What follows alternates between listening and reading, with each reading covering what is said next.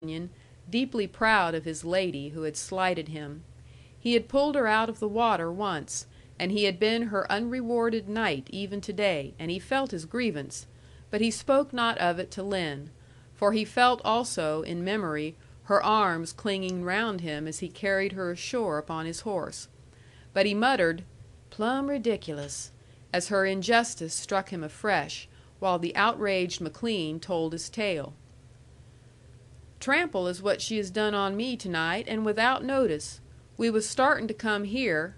Taylor and Missus were ahead in the buggy, and I was holdin' her horse and helpin' her up in the saddle like I done for days and days. Who was there to see us? And I figured she'd not mind, and she calls me an exception. You'd ought to have just heard her about Western men respectin' women. So that's the last word we've spoke. We come 25 miles then, she scootin' in front and her horse kickin' the sand in my face. Mrs. Taylor, she guessed something was up, but she didn't tell." "Miss Wood did not tell?" "Not she. She'll never open her head. She can take care of herself, you bet." The fiddles sounded hilariously in the house, and the feet also. They had warmed up altogether, and their dancing figures crossed the windows back and forth. The two cow punchers drew near to a window and looked in gloomily. "There she goes," said Lin. "With Uncle Hughey again," said the Virginian, sourly. "Yu' might suppose he didn't have a wife and twins to see the way he goes gambollin' around." "Westfall is taking a turn with her now," said McLean. "James!" exclaimed the Virginian. "He's another with a wife and family, and he gets the dancin' too."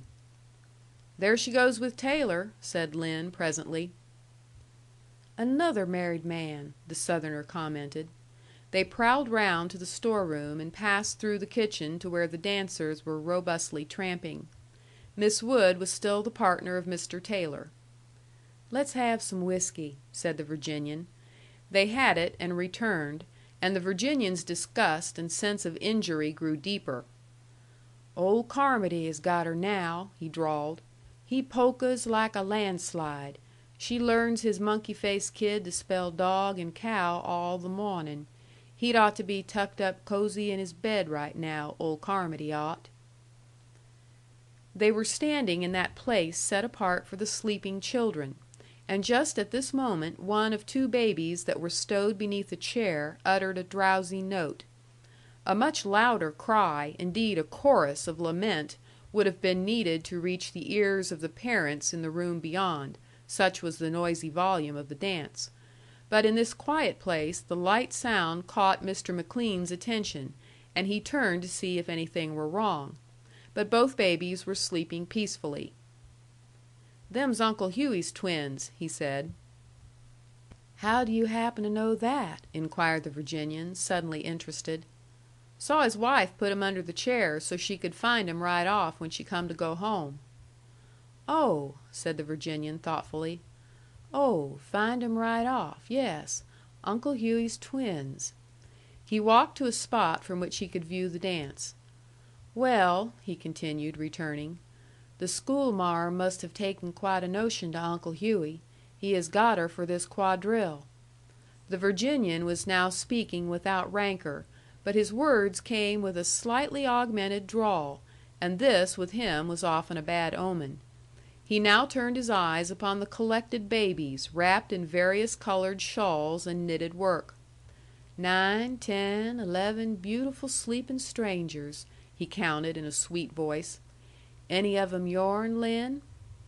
"Not that I know of," grinned Mr. McLean. 11, 12. This hyeh is little Christopher in the blue striped quilt. Or maybe that other yellow head is him.